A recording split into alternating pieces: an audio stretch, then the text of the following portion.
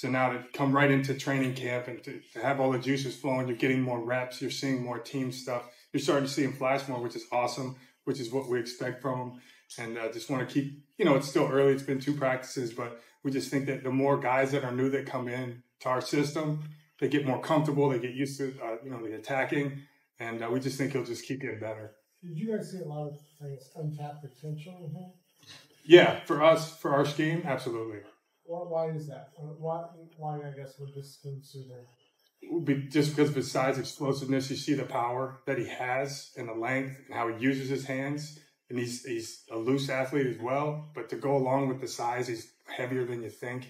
And he's got just really heavy hands. So when you can tie that into the explosiveness of his lower body, it fits us really well. Plus, he's, like I said, he can go inside and give you some flexibility as a rusher as well. You mentioned that flexibility. You've had guys like Arden Key, Charles Amena, who kind of did. How much does having success with those guys in the past make it more projectable when you do get a good guy?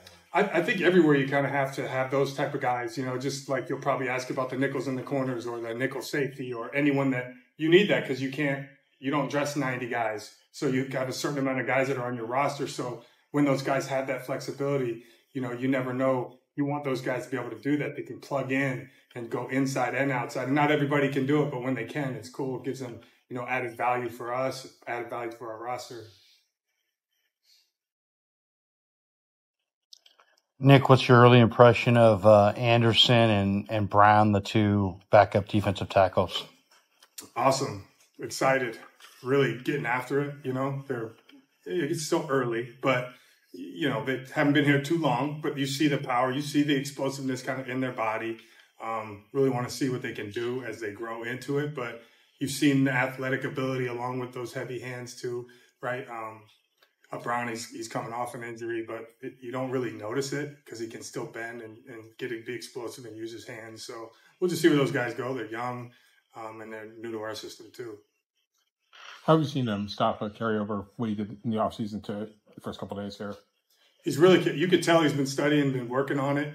It's not really hesitant at all in the communications and his being comfortable just in what he's doing back there, how he's communicating. You didn't see him do as many things in the post. He had a nice pick out of the post, yesterday. He's just got good natural football instincts, but what we knew about him is that he cared. He did a lot of things. And I think the next thing that's going to show up for him is a good tackler. He's really physical. That's the stuff you haven't seen so far because, the stuff in the offseason, it was seeing this. Is he, he's a big dude. He's swole. He's, strong. But he's got that mobility. He's got some flexibility. And he moves really well, too. So to see that he's got the movement skill to go along, you could see that he cares. He's put the time into it just because how he's communicating out there and moving around. Nice interception by Luter today. What did you think about his progress from last year to this year?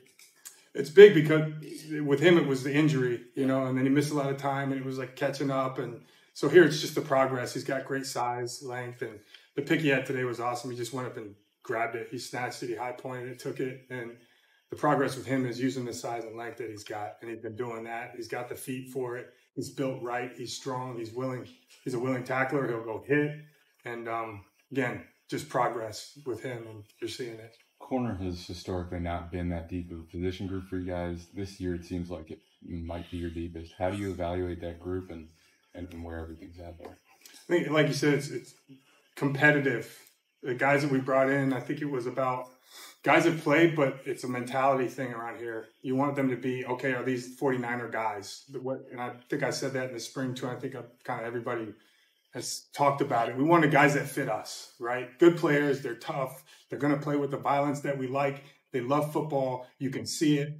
And when you hear people that talk about them, if you know people, they all say good things about them. It all checks all these boxes. And then when they come, it's like, okay, this guy is us. This guy does fit. He is a Niner. And you kind of feel like that with pretty much everybody that we've brought in. And that's what's been so exciting is the guys are working. Guess what? We've already got this core group of guys that work their butts off. Everyone knows that comes in, they see it, and they're the same way. So it's like, okay, how good can we be? And then how quick can we come together and be like a unit, What's the biggest difference you've noticed in terms of just preparation, meetings, and day-to-day stuff since Brandon Staley arrived compared to the last couple seasons? Say it again. What's the biggest difference that you've noticed in terms of just day-to-day stuff, preparation, meetings, since Brandon Staley arrived compared to maybe the last couple seasons? For me? Yeah, or just the defense in general. Well, I mean, for me, I wasn't a coordinator, so he arrived when that happened too. So my stuff changed at the same time that Brandon changed. So everything's different for me as far as preparations for meetings. But Staley's been great because he's got experience. He comes from a couple different systems, and it's just helped us, being able to talk through stuff. Is there any major schematic changes you've noticed, or that you guys are working to implement that you've had to work through since he's been here?